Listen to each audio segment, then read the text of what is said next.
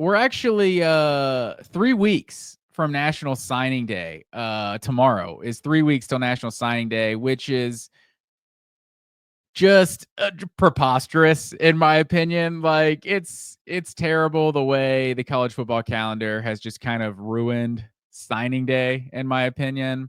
Like it makes absolutely no sense. Now we're playing postseason games in December, and teams are supposed to be making their final pitches to recruits, to high schooler. Like it makes no sense to me. Like we should go back to the one signing day, and honestly, the one signing day should probably be in like March, because you still have all these guys getting poached by NFL teams, and NFL teams, they can't do anything until essentially like the first week of February. So it's such a train wreck. And for Georgia, the one of the programs that is on a firm foundation and their coach has been there for a long time, it does not bother them in the least. But for a team that's firing a coach, or you're in your first year head coach, like a team, I don't know, a guy like a Lane Kiffin who might go somewhere else. Someone else could poach Lane Kiffin, and you're playing postseason games. And if you're gonna leave for a job, you gotta, I don't know, you can't just stick around for the playoff. I would imagine you have to start building that recruiting class. So it just screws up the whole calendar. That's my side note there. A green take, if you will. But we are 3 weeks till signing day. This past weekend was a huge recruiting weekend for Georgia. Obviously, we've talked about Georgia's like kind of just weak home slate of games this year, and this was big time college game day, national game of the week, blackout environment, and this team put on a show, and the crowd put on a show. Like it was the stadium ops people put on a show, that's for sure. But Georgia currently sits with the number 3 recruiting class. A couple Tennessee commits, Travis Smith Jr., Christian Gass, were actually at this game visiting for Georgia. So, who knows what happens there. They're also just in-state guys. Maybe it's just a good chance to catch a Tennessee game. But a few things, because Georgia, one thing that says that's a little precarious about next year is obviously Georgia's going to be breaking in a first-year quarterback. So maybe that's Jaden Rashada, maybe that's Gunnar Stockton.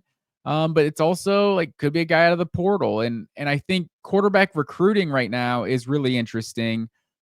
Georgia obviously has Ryan Montgomery, the 13th ranked quarterback in the country out of Ohio. Like he's in this recruiting class already. And then you have Juju Lewis, just decommitted, the quarterback out of Carrollton, Georgia. He decommitted from USC, which felt like a known thing for months now. Like it was just a matter of time he was going to decommit. But the day after the Georgia visit, he did decommit from USC. And, it sounded like Georgia and Colorado for him. He's the number 6 quarterback in the country. And then there's also the Cal commit, Jaron Kiwe Sagapulatelli, I believe is how you pronounce his name. Sagapulatelli. He's the number 7 ranked quarterback in the country, the Hawaiian. And he was actually supposed to visit Georgia apparently for the Tennessee game, pushed it back for the UMass game. And I just saw a tweet, I don't know who it was, a few minutes ago, that I guess he's pushed that back again. So now he's going to be visiting Cal next week, and maybe he's going to visit for Georgia Tech, and that would definitely be a better environment than the UMass game. No disrespect to the Minutemen, but so that's also not great. If Georgia's making a push and he's making another visit to the school he's currently committed to. So that's the number 7 quarterback in the country. So Georgia's been definitely making a push for him. There's also the Mississippi State commit, Kamario Taylor. He's the number 9 quarterback in the country. So Georgia's definitely been making moves at the quarterback position. You can tell they want to sign another one of these top guys. And then you also have Jared Curtis from the 2026 class, who was committed to Georgia, and he was on campus versus Tennessee. And so he's obviously still in the mix. I think it's Georgia and Ohio State, I want to say, for Curtis, that are like kind of standing out. But I mean, that dude, number 1 quarterback in the country. So I'm sure it's a long way from over. And I think that's what it was more than anything.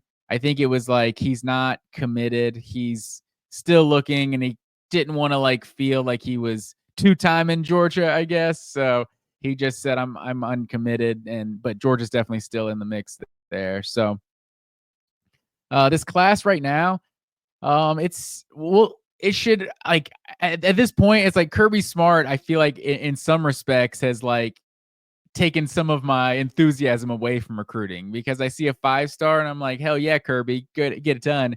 And I see a 3-star commit to Georgia and I'm like, oh, Kirby knows something. I bet this guy, he's going to be the real deal. You know, we've seen the Lad McConkeys of the world, and I'm blanking on Eric Stokes. The list goes on and on. Those are just the two that popped into my head right off the bat. But obviously, this team just gets 5 stars on 5 stars each and every year. Currently, you got Elijah Griffin, Isaiah Gibson, Talon Taylor, and Zayden Walker, all 5 stars committed. Elias Williams, I know he's the number 1 tight end. I think some people have him as a 5-star as well. So you don't really see Georgia getting many of those 5-star wide receivers. So Talon Taylor, that definitely excites you as a Georgia fan. And Elias Williams, I mean, that dude is just a freak out of Camden County. So, I mean, a couple playmakers, a couple targets for this offense could definitely help. A couple difference makers, but then you just know Georgia's going to sign like 4 or 5 5-stars on the defensive side of the ball like every single year.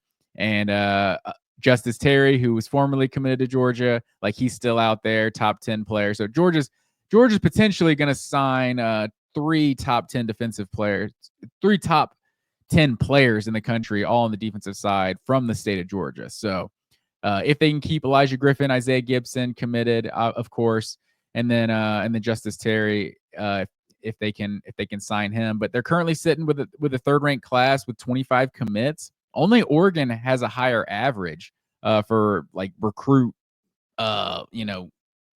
rating, individual recruit rating. So, and they only have 16 commits. So I imagine, they get 9-10 more commits and that average probably isn't quite as high. So, the being up near the top is always important. And Georgia's right there with Ohio State and Alabama in terms of like average ranking as well. So bringing in dudes, all of those programs, the usual suspects. And then on Wednesday, the former Rutgers commit, that 4-star edge rusher Chase Linton out of North Atlanta is expected to announce. So he was also on campus when Georgia played Tennessee. So a lot of good things happening in Georgia recruiting. I mean, that's pretty standard stuff, right? I mean, Georgia's always recruiting well. I mean, this team, I don't know the last time they didn't sign a top 3 recruiting class. So 3 weeks till signing day. A few more things will happen. I know Steve Wiltfong. We all trust Steve Wiltfong, probably the most informed guy in the game, and Rusty Mansell, of course, covering Georgia. Steve Wiltfong still seems to think that Georgia's going to end up with the number 1 class. So I think there's a few more guys out there that Georgia could land that could end up putting them over the top. So we'll see what happens when it comes to Georgia recruiting.